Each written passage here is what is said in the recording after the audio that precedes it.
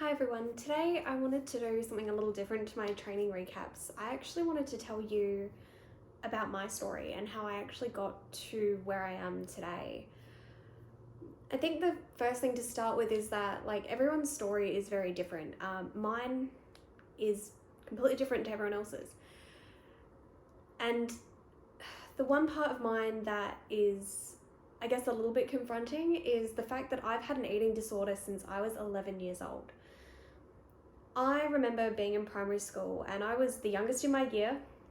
I was one of the smarter kids. I was, top of the class in everything. And it all started happening when I was suddenly put into mixed year level classes when I was in year 6, 7. So I was, 10 years old at the beginning of year 6. I didn't turn 11 until halfway through the year. And I was in classes with 13-year-olds because of the way that the school system's structured here in Australia. And I started getting bullied quite severely because I was running rings around the older kids in terms of academic wise. But then I was also at this other really awkward point in your life, just hit puberty, and I started developing very quickly. So for me, it was really, really tough. I started controlling my food as a way of having some control over my life because I was just so miserable at school. I can't think of the, exact pinpoint when it started. It was probably just after I turned 11, so about halfway through that year in school. So this was 2000 and, God, what year is it now? 2020. So this was about 2005. So I've lived with having an eating disorder for 15 years, over half my life. I got better when I got into high school because I went to a private school. It was more acceptable to be smart. No one really cared whether you were the youngest in your year or how smart you were. Everyone was just there and trying to do their best. So I got control over it for, the better part of the next 3 and a bit years. And it came back in full force when I was at the beginning of year 11. I'd just broken up with my first ever boyfriend, and I was going over to China on exchange for 3 weeks with my school. And I was a mess. I got over to China and then got food poisoning 4 days into the trip. And controlling food and what I was eating over there seemed to be the one way I was able to function to get through the trip. I remember honestly wondering what was going on with my body, what was going on with my head, why I thought that this was the way to go. And it continued basically throughout the last 2 years of my schooling. So this was basically the whole of 2010, 2011. 2011, I know it hit its peak because in the middle of the year, I got really, really sick. They think it was glandular fever because they found proof in my bloods that I'd had it, not that we'd known at the time. And I remember in year 12, my standard lunch was a packet of, the Willy Wonka's Gobstoppers. It was a packet of those. I'll throw in a little picture of them so you can see what I mean. And I would literally get through a whole day of school with just eating that. I didn't eat breakfast. I learned the workaround of not eating breakfast was to get up between when Dad left for work and when Mum was getting out of the shower. So I had about a 15-minute window. So I would most days get a bowl out, put a couple of flakes of, cereal in the bottom, put a little bit of milk on it, mix it up so it looked all mushy, and then put that bowl in the sink so that Mum would think I'd eaten breakfast. So yeah, for most of year 11 and 12, I think the majority of what I ate was normally just dinner and snacks and stuff. It was harder on weekends to hide it from most people. obviously, because like on the weekends your whole family's home or you're out with friends, so if you're not eating, it's kind of like, what's going on? But my friends sort of didn't notice much about what I was eating at lunchtimes and stuff. I think it's due to like the naivety when you're that age as well.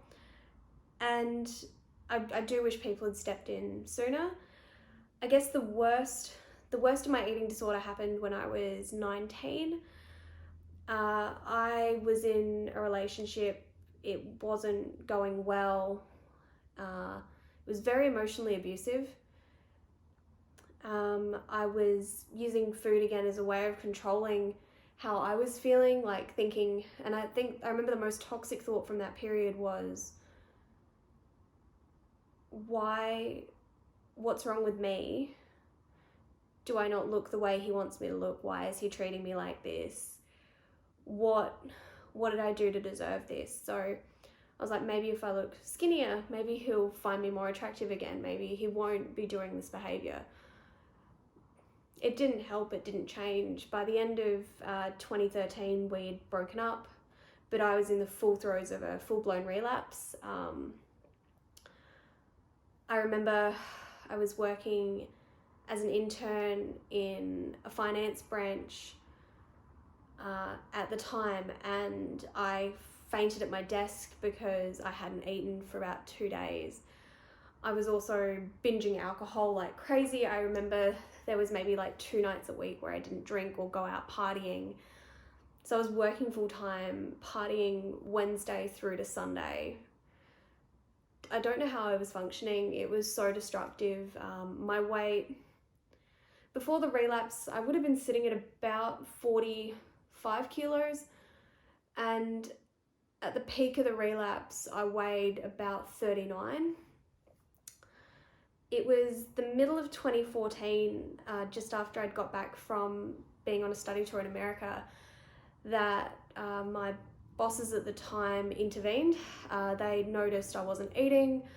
I couldn't actually even prepare a tax return without picking up my phone about 15 times. It took me, I think, an hour and a half to prepare a really simple tax return because I couldn't function.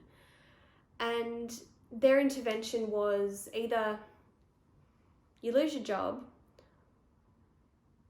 or you start eating properly. And we want you to do this personal development program, which is Personal Power by Tony Robbins. Actually really highly recommend it. I've gone through it now 3 times and I learn more and develop more every time I do it. But that intervention also involved them providing me with powerlifting training for a month in the hopes that I would be able to eat better and function better and just be able to gain a hold of my mental health. So that started my powerlifting journey. I will say I had been training in gyms since I was about 13 through soccer when I was in primary school. And then I just continued training, just more bodybuilding style back then, you know, low weights, high reps. It was just all we'd sort of been taught about. So when I picked up powerlifting, the first thing was that I had to be eating regular meals. And eating those regular meals helped me to regain, obviously, the weight that I'd lost, as well as the strength to be able to lift. I didn't quite realize how badly I'd been punishing my body. It still took me about another year and a half. So I would have been about 21 at the time when I finally was able to start eating breakfast every single day again. That certainly changed more of my view of food and how I viewed myself. The scary thing, I think, now looking at it at 26 is it's constantly there in the back of my mind. It's going to be with me for the rest of my life. But I think the biggest thing I've learned is that I can control it. And I have the network and the support of those around me to be able to control it. Not everyone's as lucky as I am that they have that I've got such a good support network. and people that recognize the signs and know when to call me out on my bullshit.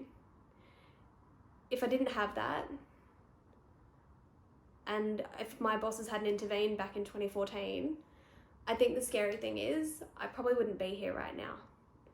So I'm so grateful every day for my life and the people I have around me. And, you know, part and parcel with having the eating disorder is the anxiety and depression, and knowing what I need to do in terms of routines to be able to keep that under control is just, I wish I'd known it earlier.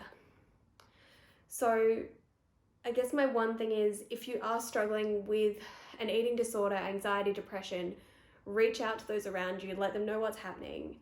Reach out to the organizations that are there to provide you with support. And, you know, just remember, you are important to those around you and in your network. So stay strong and keep fighting.